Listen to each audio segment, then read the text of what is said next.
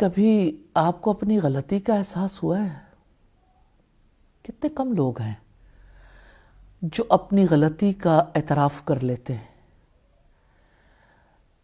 کتنے ہی لوگ ہیں ان کو احساس ہوتا ہے میں نے کچھ غلط کیا ہے.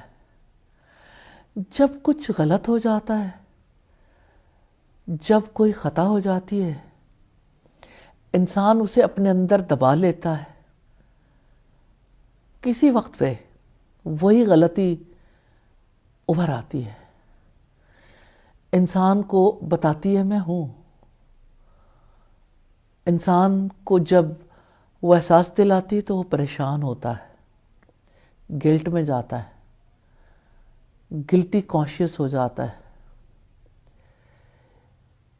کیا آپ سوچ سکتے ہیں گناہ گاری کا احساس انسان کو کتنی تکلیف دیتا ہے؟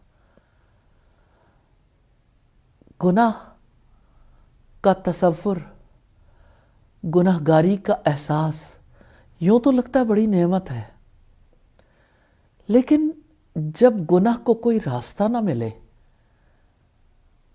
تو یہی وہ موڑ ہوتا ہے جب انسان ذہنی پسماندگی کا شکار ہو جاتا ہے. کتنی زیادہ ضرورت ہے انسان کو کوئی ہو جو اسے معاف کر دے، کوئی ہو جو اس کی غلطیوں، اس کے گناہوں کو دھو ڈالے. پھر انسان کو اپنی خطاؤں، اپنے گناہوں سے نکلنے کے لیے کچھ اعمال بھی کرنے ہوتے ہیں. ان میں سے ایک عمل روزہ بھی ہے. اللہ کے رسول صلی اللہ علیہ وسلم نے فرمایا من صام رمضان ایمانا و احتسابا غفر له ما تقدم من ذنبه. جو ایمان اور ثواب کی نیت کے ساتھ رمضان کے روزے رکھتا ہے، اللہ تعالیٰ اس کے پچھلے سارے گناہ معاف کر دیتا ہے. جسٹ امیجن، ایک رمضان کے روزے رکھنے سے پچھلا سب کچھ واش آؤٹ ہو جائے، سارے ہی گناہ معاف ہو جائیں. کیا آپ بلیو کریں گے؟ کیا آپ یقین رکھتے ہیں؟ ہاں، یہ سچ ہے، ہم اس کی تصدیق کرتے ہیں کہ روزے کی وجہ سے سارے گناہ معاف ہو جاتے ہیں. لیکن شرط ہے ایمان اور ثواب کی نیت، ایمان اور احتساب کے ساتھ سارے گناہ معاف ہو جاتے ہیں. ایمان تو شرط ہے نا، اس کے بغیر تو کوئی نیک عمل قبول نہیں ہوتا. اور دوسری شرط جو اس حدیث سے ہمیں پتہ چلتی ہے، اجر و ثواب کی نیت.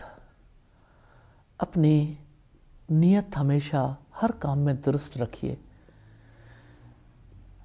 نیت کی وجہ سے انسان اخلاص جیسی دولت پاتا ہے.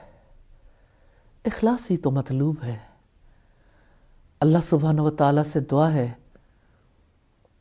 ہمیں اخلاص کے ساتھ، ایمان کے ساتھ روزے رکھنے کی توفیق عطا فرمائے. آمین ثم آمین. روزے رکھیے مغفرت کے لیے، روزے رکھیے گناہوں سے نجات پانے کے لیے، روزے رکھیے ثواب کی نیت سے. خود روزے رکھیے، دوسروں کو رکھوائیے. اللہ سبحانہ و تعالیٰ ایسا ممکن بنا دے. آمین ثم آمین.